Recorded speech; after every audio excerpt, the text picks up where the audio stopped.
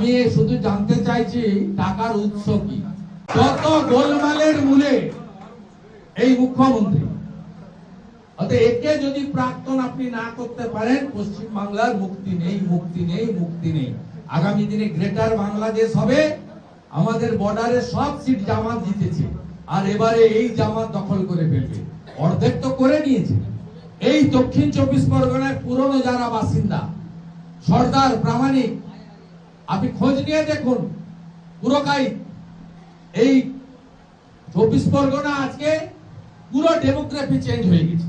কামালগাজী থেকে ক্যানিং হয়ে গোসাবার ঘাট, ওদিকে আপনার লেদার কমপ্লেক্স হয়ে ঘটকপুকুর হয়ে বাসন্তী এক্সপ্রেস হয়ে আপনি দেখে আসুন, গেলে মনে হবে যে এটা ভারতে আছি না পাকিস্তানে আছি। গেলেই চোখের সামনে দেখতে পাবেন কিভাবে জায়গাগুলোকে সম্পূর্ণ জনবিন্যাস বদলে দিয়ে সব বদলে দিয়েছে। চুরি, জোচ্চুরি, সন্ত্রাস, এই অত্যাচার, ভোটে রিগিং, গণনায় কারচুপি, এটা যদি ইলেকশন কমিশন রুখে দিতে পারেন, তাহলে পশ্চিম বাংলায় পরিবর্তন তো হবেই। 11তে সিপিএম কে উৎখাত করেছিলাম, 26-এ তৃণমূল কংগ্রেসকে উৎখাত করব। নন্দীগ্রামে হারিয়েছি, দম থাকলে ভবানীপুরে লড়তে বলুন, ওখানেও হারাবো। এত 200% কাজ, ভর্তি কাজ করার পরেও মথুরাপুরের সাংসদ বাপি হালদার গতকাল রায়দিঘি বিধানসভায় 51টি ক্লাবকে 10,000 করে টাকা আর ফুটবল দিয়েছে। আমরা এই ছবিটা দেখাচ্ছি।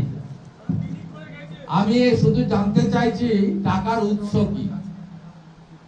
উনি বলেছেন এনজিও দিয়েছে, এনজিওর নাম জানতে চাই, আমি রেজিস্ট্রেশন নাম্বার জানতে চাই। 3 দিনের মধ্যে যদি পাবলিকলি না জানান সোশ্যাল মিডিয়া বা মিডিয়াতে, তাহলে ইনকাম ট্যাক্সকে আমি চিঠি লিখব, এই টাকার উৎস খোঁজ করা হোক। আমি ইনকাম ট্যাক্সে চিঠি লিখব, যদি এই টাকা লফুল ডিস্ট্রিবিউশন হয়, টাকা যা আছে বদরক্ত নিয়ে নেন, যত দিচ্ছে নিয়ে নেন, আমার আপত্তি নেই। টাকার উৎস বলতে হবে। আমি ছাড়ছি না আপনাকে, প্রত্যেকে আপনি গিলাচ্ছেন, টাকার উৎস আপনাকে জানাতে হবে। আপনি কায়দা করে বলেছেন এনজিও, এনজিওর নাম চাই, রেজিস্ট্রেশন নম্বর চাই। নামটাই দিন, রেজিস্ট্রেশন নম্বর আমরা বের করে ফেলবো। না বের করলে ইনকাম ট্যাক্স আমি চিঠি দেবো। আমি নাগরিক হিসেবে আমার অধিকার আছে ইনকাম ট্যাক্সকে চিঠি দেওয়ার। আমি এই ডকুমেন্ট গুলো নিয়ে যাচ্ছি, আমি কিন্তু এটা ছাড়বো না, এইটুকু বলে গেলাম। এখানে সিভিক ভলান্টিয়াররা ব্যারিকেড লাগিয়ে তোলা তুলতে ব্যস্ত, আপনিও টুইট করেছেন। মানে তোলা না কি ধরনের মারছে দেখুন, গাড়ির ড্রাইভার খালাসিদেরকে পেটাচ্ছে দেখুন, ক্যাঙ্গারু কোর্ট রাস্তায় রাস্তায়। আমি ওই টুইটেই লিখেছি, বাঁচতে চাই বিজেপি, তাই এছাড়া কোনো রাস্তা নেই। একটাই সমাধান, মমতাকে প্রাক্তন মুখ্যমন্ত্রী করতে হবে।